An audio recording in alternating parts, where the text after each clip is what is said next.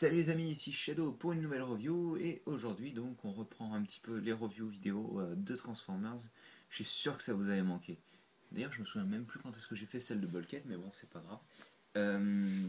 Et donc aujourd'hui j'ai décidé de parler de quelque chose d'un petit peu plus vieux que Transformers Prime. On va retourner en 2010, pour être exact en été 2010. Donc excusez-moi parce que c'est pas vraiment quelque chose que vous pouvez acheter dans le commerce maintenant. On va parler de Scout. Alors, je pense que je vous ai déjà parlé de Scout, de cette gamme-là d'ailleurs, hein. Vu qu'on va parler de gamme, excusez-moi, Hunt for the Decepticons, avec le Scout Insecticon. Décidément, excusez-moi. Voilà. Et donc, Insecticon, comme vous pouvez le voir, c'est un insecte, hein, une sorte. Alors déjà, je ne suis pas bon en insectes. Donc alors là, vous pouvez me dire ce que vous voulez. Ça peut être un. Bon, ce ne sera pas évidemment un scarabée, bien entendu. Je veux dire, il a un abdomen, six pattes, une tête, on va dire, avec un œil rapidement, comme ça vous le verrez. Un petit œil rouge assez sympathique et bien peint d'ailleurs. Quatre petites mandibules, des ailes transparentes bleues. Bon, on pourrait dire que c'est une sorte de moustique, mouche, guêpe, ou bref, une sorte d'insecte, quoi, tout simplement. Je vais pas chercher plus loin. Ceci dit, je tiens à dire que il apparaît plus ou moins dans le film Revenge of the Fallen, ou Transformers la revanche pour les francophones. Euh, C'était lorsque ça se passe dans le désert en fait, quand Sam et Michaela se cachent de. Je pense qu'il y avait Ravage, il y avait euh, Scrap. Non, pas Scrap Metal. Enfin, il y avait plusieurs Decepticons. Et en gros, à un moment, il y a une espèce de petite mouche, vraiment de cette taille-là à peu près, hein, qui arrive d'un trou, d'un minuscule trou. Et Sam donc la tue je crois, en détachant la tête de son corps. Il prend la tête comme ça et c'est très sympathique. Je crois qu'il a un petit peu des proportions différentes, mais bon, c'est l'idée. Donc j'ai choisi de reviewer celui-là parce qu'en fait, je trouve qu'il est assez intéressant dans la mesure où en gros, c'est le seul animal auquel je peux penser dans tous les cas qu'on a eu dans la gamme, enfin dans la gamme des films en général, vu qu'on n'a pas eu de dinosaures avec Grimlock, tout ça, ni de. Non, on n'a pas eu de. Enfin d'ailleurs, je sais même pas si les insectes sont considérés comme des animaux, mais. Vous voyez, je m'y connais très peu en faune. Bref, on va continuer parce que sinon. Donc, je vais vous parler des articulations rapidement. Vous voyez les quatre pattes qui sont à ce niveau-là, donc ce sont des pattes identiques. Vous avez un ball joint au niveau de la base de la patte. Ensuite, elle peut pivoter à ce niveau-là, vous le voyez, entre les deux parties. Et ce qu'on pourrait appeler le genou, si on veut, pivote aussi. Donc ça, c'est pour les quatre pattes arrière. Les deux pattes avant, c'est pareil à ce niveau-là. Hop, c'est un peu flou, c'est un peu noir. Voilà, un petit peu plus de lumière, c'est mieux. Ball joint à ce niveau-là, pivot à ce niveau-là. On a bien entendu l'espèce de genou, encore une fois, c'est pas vraiment une articulation à la patte, quoi. Et ensuite, on a la pointe, on va dire, le pied, si on veut, la pointe de la patte, quoi, qui bouge d'avant en arrière, quoi. Bien entendu, les ailes bougent sur ball joint, donc on peut les mettre en position arrière, on va dire. Je vais pas dire fermé parce que c'est pas vraiment comme ça que ça marche. Enfin, je crois. Encore une fois, je suis pas très doué niveau insecte, donc là, pour le coup, c'est vraiment hors de mon domaine de compétences. L'abdomen n'a aucune articulation, par contre. On va retrouver deux articulations au niveau de la tête. C'est deux pivots qui permettent donc de la baisser et de la monter, en gros. Sachant qu'il y en a un qui est plus loose que l'autre sur le mien, donc ça permet de baisser la tête. Il y a un pivot là et un pivot là, et c'est celui-là qui bouge en général. Donc, on va passer à la transformation, je pense. Alors, petit détail qui, je trouve, n'avait pas vraiment besoin d'être là, mais qui sont rajoutés, c'est que vous voyez cette partie-là de l'abdomen, en fait, tout ce qu'elle va faire, c'est rentrer comme ça. J'ai trouvé que c'était quelque chose qu'ils n'avaient pas besoin de rajouter, mais qu'ils ont mis quand même, donc ça fait plaisir, je trouve. Donc, première étape, on fait ça. Ensuite, on va venir prendre. Vous voyez cet assemblage de trois cercles à ce niveau-là. Vous sortait comme ça, et en fait il est clippé sur cette petite partie en plastique qui remonte. Donc on va le séparer, et on va faire pareil de l'autre côté. Voilà. Ça, je vais peut-être monter un peu la caméra.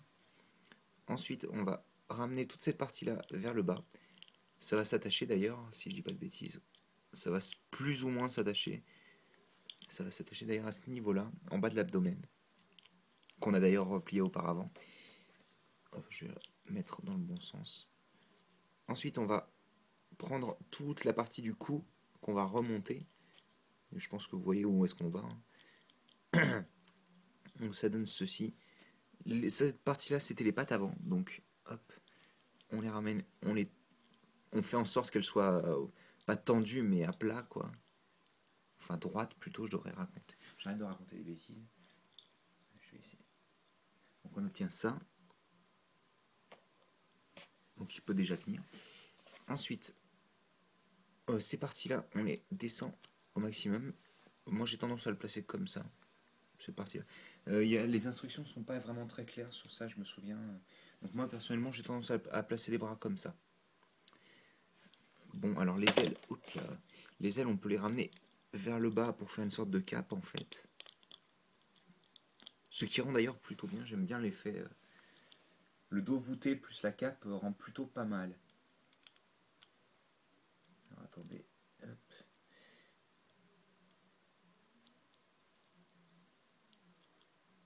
Parce que je me souvenais pas que la tête bougeait comme ça, mais c'est pas grave.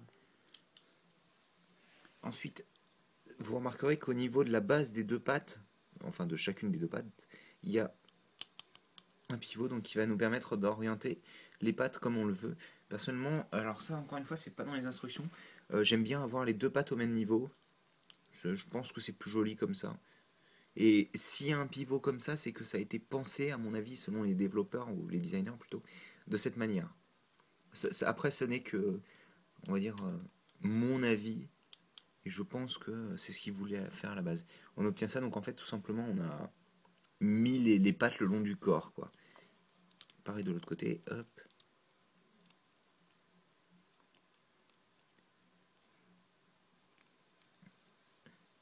On pivote là. Elles sont un petit peu difficiles à bouger, des fois c'est un petit peu énervant, mais bon. Donc on a une sorte de bestiole à 6 pattes, 4 bras plus 2 jambes, quoi. Et enfin, donc on va prendre la tête, qui était en fait elle était casée entre les deux ailes à peu près. Au niveau du dos de l'insecte, vous regardez, vous remontez quelques minutes en avant et vous verrez que on voit cette partie-là, le dessus. Donc on pivote, c'est un petit peu difficile des fois. On pivote de manière à avoir la face vers l'avant, quoi. Ça me semble logique. Et donc voilà. Donc c'est vrai que j'ai pas fait de comparaison en mode insecte, mais ce qu'il faut se dire, c'est qu'il fait à peu près, je dirais, 5 cm de haut à peu près. C'est surtout la superficie à plat qui est importante. Là, je vais faire quand même une comparaison en mode robot avec Papy Castagne, donc, hein, qui est notre invité aujourd'hui d'ailleurs. Salut Papy, ça va? Ça va. Bref. Euh, Niveau articulation, c'est pas grand chose de plus au final, hein, parce que c'est les pattes restent les pattes et les bras, enfin les pattes restent les membres du robot, je devrais dire plutôt. C'est juste que, comme vous pouvez le voir, un petit peu à la Grievous, il a 4 bras et 2 jambes, quoi. D'ailleurs, je tiens à dire tout de même que j'aime bien le fait que ce ne soit pas juste des pointes, mais des pinces en fait. Si vous regardez, il y a vraiment une sorte de, pas une sorte de pouce, mais ça ressemble à des pinces, quoi. C'est plus logique, comme ça il a des membres préhensibles qui peuvent attraper des choses, quoi. Et j'ai pas grand chose à dire à part que, encore une fois, j'aime bien le design. Je pense que c'est vraiment, comment dire, c'est une figurine qu'on n'a pas vue. C'est pas, ah mince, c'est difficile à expliquer en fait. C'est, je trouve qu'il a beaucoup de caractère en fait, parce que je sais pas si vous remarquez, mais en gros, la plupart de la figurine, c'est ses bras et ses jambes, quoi. Parce que je veux dire, le corps est très, très compact au final, hein, vu que tout le corps de l'insecte se replie sur lui-même au niveau de l'abdomen. J'aime beaucoup l'effet cap que fait les ailes, parce que franchement, ça rend super bien. Euh, Comme je vous disais, articulation, ça va être les pieds, les genoux et les jambes en général, avec un pivot au niveau comment dire, de la cuisse. L'appareil bras, biceps, coude. Je vais essayer de faire une petite pause pour que vous puissiez vous rendre compte. Et bien entendu, on a le pivot qui permet de bouger les deux bras en même temps. Mais ça, je pense que je vous l'ai déjà assez dit.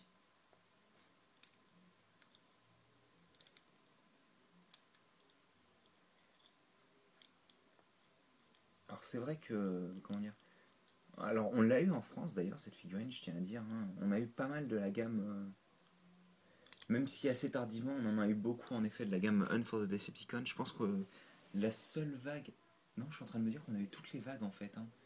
Enfin dans tous les cas niveau, non, on a eu tous les scouts, on a eu tous les Deluxe et tous les voyageurs. Donc on a quasiment tout eu en fait, hein. Alors, c'est un peu difficile à voir vu qu'il a quatre bras et que c'est pas forcément toujours facile à.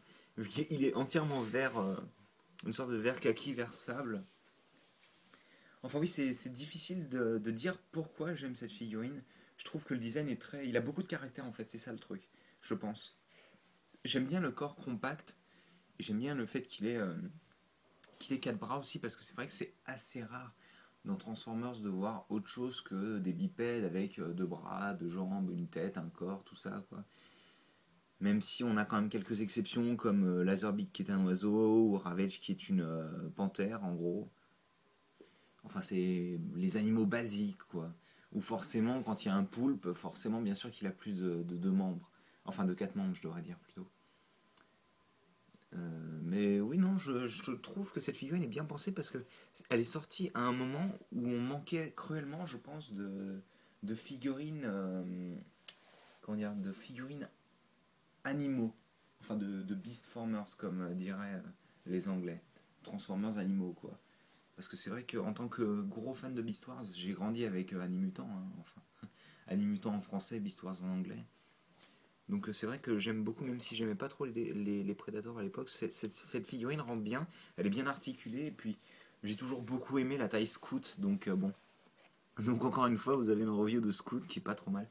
Je suis désolé de ne pas pouvoir m'exprimer mieux que ça sur la chose, mais c'est vrai que en gros, le résumé, c'est qu'il a beaucoup de caractère, que c'est un personnage qui est assez original, enfin je trouve du moins, grâce à ses quatre bras et à sa cape aussi, enfin son espèce de cape.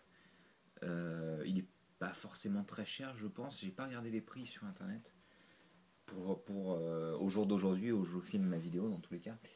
Euh, mais je le trouve, c'est juste, il est pas comme les autres figurines qui sont sorties à cette époque-là, quoi. C'est juste, il tombe comme un cheveu sur la soupe et c'est ça qui est bien quoi en fait. Donc bon, bah écoutez, je vous le recommande. Si le seul truc que vous risquez de ne pas aimer, c'est que des fois il y a certaines choses qui ne se bloquent pas en place. Par exemple, bon, les bras ont tendance à pas forcément être ça. Par exemple, ça peut bouger assez facilement. Même si là, en l'occurrence, j'ai resserré les écrous, donc forcément ça aide. Les vis d'ailleurs, je devrais dire, parce que venant de quelqu'un qui a fait de la mécanique, c'est un peu. Enfin oui, voilà. Bah écoutez, si vous avez des questions, des commentaires, n'hésitez pas. Si vous trouvez que ma vidéo pue, n'hésitez pas à le dire, ça me fera plaisir. En fait, non, non, le dites pas, parce que c'est totalement inutile et vous aviez qu'à pas regarder. Et puis nous, on se retrouve, euh, je dirais, d'ici la semaine prochaine, je pense. On aura des vidéos, enfin, je vous verrai la semaine prochaine, je pense. Ouais, je vous verrai. Ça vous dit quelque chose, Hero Factory 2012? Allez, à plus tard.